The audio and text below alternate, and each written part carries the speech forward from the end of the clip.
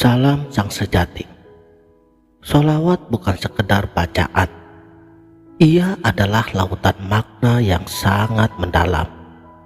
Sebab pada hakikatnya, sholawat mengandung 3 unsur utamanya: doa, pujian, dan cinta. Oleh karenanya, sholawat dapat dikatakan adalah jalan tol menuju cinta kepada baginda Rasul Shallallahu Alaihi Wasallam,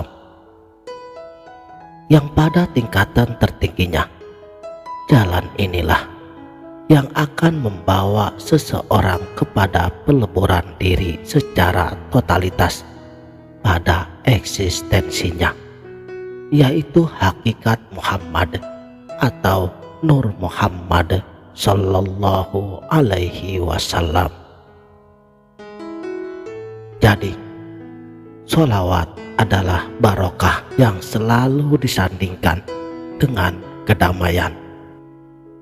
Oleh karenanya, sholawat ternyata berfungsi sebagai berkah dari Tuhan untuk menghidupkan hati dan membersihkannya agar terserap ke dalam cahaya Nur Muhammad. Sekaligus ia adalah kedamaian yang menenteramkan jiwa. Dengan begitu, sholawat akan menjadi pembuka pintu terkabulnya segala doa. Dalam sebuah hadis diisyaratkan, doa tidak akan naik ke langit tanpa melewati sebuah pintu atau tirai.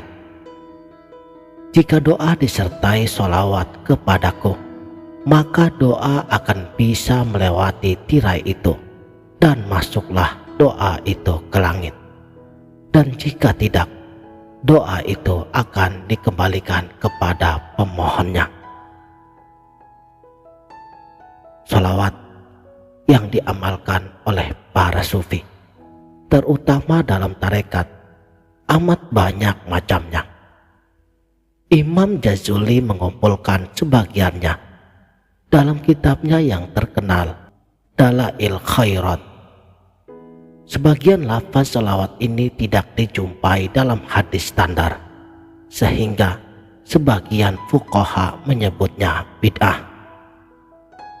Ini tidak mengherankan, karena para fuqaha, mereka yang berpegang teguh pada sudut pandang lahiriah, seringkali tidak mengakui kasyaf yang menjadi dasar berbagai sholawat ini.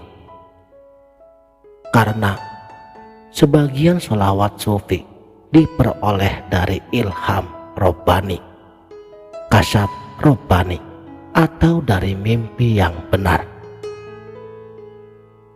Dalam kondisi seperti tersebut, para sufi bertemu dengan baginda Nabi, kemudian mereka diajarkan lafaz sholawat tertentu untuk disebarkan. Karena itulah susunan kata-katanya bervariasi, indah, puitis, dan penuh dengan misteri hakikat Muhammad dan juga Nur Muhammad. Salah satu contohnya adalah sholawat Al-Fatih yang menjadi amalan penting dalam tarekat seperti tarekat Sajiliyah dan Tijaniyah, yang dalam sumbernya lafaz sholawat ini diilhamkan kepada Syekh Muhammad Al-Bakri yang dalam bentuk tulisan di atas lembaran cahaya ketika beliau melakukan khalwat di Ka'bah. Terjemahannya kira-kira seperti berikut: Ya Allah, curahkanlah rahmat, keselamatan, dan berkah atas junjungan kami Nabi Muhammad Sallallahu Alaihi Wasallam, yang dapat membuka sesuatu yang terkunci, penutup dari semua yang terdahulu, penolong kebenaran dengan jalan yang benar, dan petunjuk kepada jalanmu yang lurus. Dalam sholawat ini terangkum banyak misteri kerasulan Muhammad.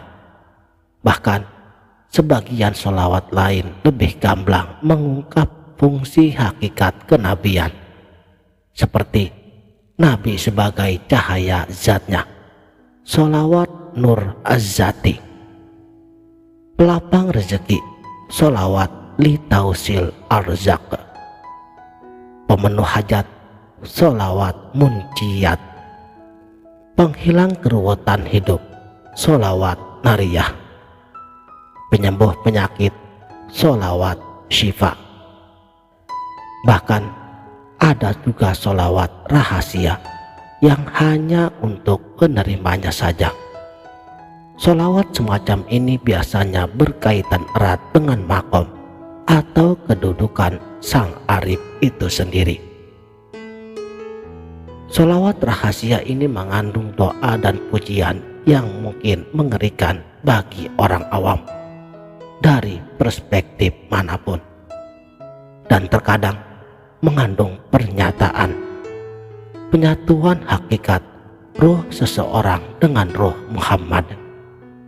Tapi pada dasarnya semua sholawat mengalirkan barokah, sebab dengan bersolawat seseorang akan terhubung dengan perbendaharaan tersembunyi yang tidak terbatas. Dengan kata lain, sholawat adalah kunci untuk membuka perbendaharaan yang gaib sekaligus yang nyata, yang terwujud dalam diri hakikat Muhammad. Dalam tradisi sufi, setiap bacaan sholawat tertentu mempunyai fungsi untuk mengeluarkan kandungan perbendaharaan itu sesuai dengan misteri di dalam bacaannya.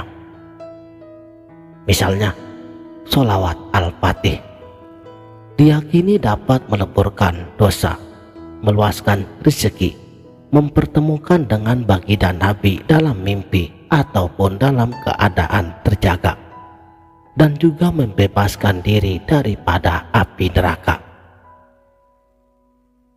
Saudaraku, sang sejati, proses menuju totalitas ini adalah upaya untuk menyerap semua nama dan sifat ilahi secara sempurna, tentunya melalui perantaraan baginda Rasul. Inilah yang disebut fana fi Rasul. Seorang sufi yang telah mencapai taraf ini, mereka akan merasakan kehadiran hakikat Muhammad dalam keadaan terjaga dan bercakap-cakap dengannya. Contohnya seperti yang dialami oleh Imam Al-Haddad, penyusun Ratib Al-Haddad. Suatu kali saat beliau berziarah ke makom baginda Rasulullah Shallallahu Alaihi Wasallam dan ia mengucapkan salam, lalu terdengar jawaban dari baginda Nabi atas salamnya tersebut, dan semua yang hadir itu pun bisa mendengarnya. Bahkan dalam tingkatan lebih tinggi lagi, sebagian sufi melalui kasabnya bisa melihat sosok seorang wali yang bertubuh cahaya. Abu Bakar Asyibli dalam keadaan fana pernah berkata, "Aku adalah cahayanya." Hal yang serupa juga pernah disampaikan oleh Syekh Muhammad Saman. Ketika beliau sedang fana, beliau membaca sholawat Samaniyah dan kadang berucap, "Aku bertubuhkan Muhammad." Contoh lain dialami oleh seorang murid dari waliullah Syekh As-Sayyid Qomarullah, yang dalam mimpinya ia melihat Rasulullah, Imam Mahdi, dan gurunya memiliki paras dan tubuh yang sama persis. Tapi tentu saja semua contoh ini tidak bisa dilihat dari kacamata lahiriah, karena ia berada dalam ranah gaib dan rahasia ilahi yang hanya dapat dipahami oleh orang-orang yang telah diberi izin untuk memahaminya. Kondisi tertinggi ini biasanya dialami oleh para wali yang telah mencapai makom kutub atau sultanul aulia. Karena ini adalah salah satu misteri terdalam daripada hubungan antara Allah, Nur Muhammad, hakikat Muhammad, alam, dan manusia yang beriman. Sebuah misteri yang tak bisa diselami hakikatnya hanya sebatas kata. Makanya, dengan mengaktualisasikan potensi ilahiyah pada diri kita, kita menafikan wujud kita sendiri dan menegaskan wujud Allah, karena wujud kita hanyalah majas atau kiasan. Dengan demikian, kita kembali kepada sifat asal kita, ketiadaan adami. Kita menjadi cermin yang bening, seperti pribadi baginda Nabi Shallallahu Alaihi Wasallam yang memantulkan nama dan sifat Tuhan dengan sempurna. Innallaha khalaqa Adama ala suratih. Sesungguhnya Allah menciptakan Adam sesuai dengan citranya, yaitu menjadi insan kamil. Demikianlah. Salam